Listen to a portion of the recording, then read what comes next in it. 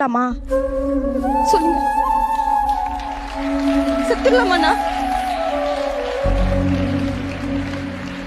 அவன் கூட போயிட்டு இல்லன்னா ஒண்ணு பண்ணலாம், நம்ம கண்ணு முன்னாடியே ஒருத்தி கூட இருந்து பாத்துக்கிட்டு இருந்துடலாம். இல்ல அவங்க அப்பா அம்மா நாத்தனார் ரங்கையர் எல்லாம் பண்ற எல்லாத்தையும் நம்ம பார்த்துட்டு அமைதியா இருந்துடலாம். ஒண்ணு நடப்பணமா இருக்கணும், இல்ல செத்துடணும். என்ன பண்ணலாம்? வெளியே வந்துதானே ஆகணும். இங்க நான் உங்க முன்னாடி வந்து நிக்கிறேன்னா நான் அந்த சுச்சுவேஷன்ல இருந்து வந்திருக்கேன். என்ன சொசைட்டி அதுவும் நான் சின்ன பொண்ணு வேறையா, எங்க போனாலும் அசிங்கமா பேசுவாங்க. நான் மெடிக்கல் ஸ்டூடெண்ட்னா, மெடிக்கல் படிச்சுட்டு இருக்கேன். அப்ப நான் நர்சிங் முடிச்சிருந்தேன். ஒரு ஹாஸ்பிட்டல்ல போய் வேலை கேட்டேன், பாப்பா வச்சுட்டு. கோவிட்ல டியூட்டி வந்துருச்சு. ஒரு ஹாஸ்பிட்டல்ல போய் வேலை கேட்டேன். நான் உண்மையை சொல்லி வேலை கேட்டேன். எல்லாரும் மாதிரி ஹஸ்பண்ட் ஊருக்கு போயிருக்காங்கன்னு சொல்லல, உண்மையை சொல்லி வேலை கேட்டேன். ஹஸ்பண்ட் இல்லைங்க, குழந்தை இருக்கு, 15 நாள் குழந்தை, சிசரின் பண்ணிருக்கு, கோவிட்ல டியூட்டி, கவர்மெண்ட் ஹாஸ்பிட்டல்ல டியூட்டி முடிஞ்சிருச்சு. நான் போய் இன்னொரு ஹாஸ்பிட்டல், பிரைவேட் ஹாஸ்பிட்டல், அந்த சம்பளம் பத்தல, அந்த போய் வேலை கேட்டேன். அந்த டாக்டர் என்ன சொல்லியிருப்பாரு நீங்க நினைக்கிறீங்கன்னா?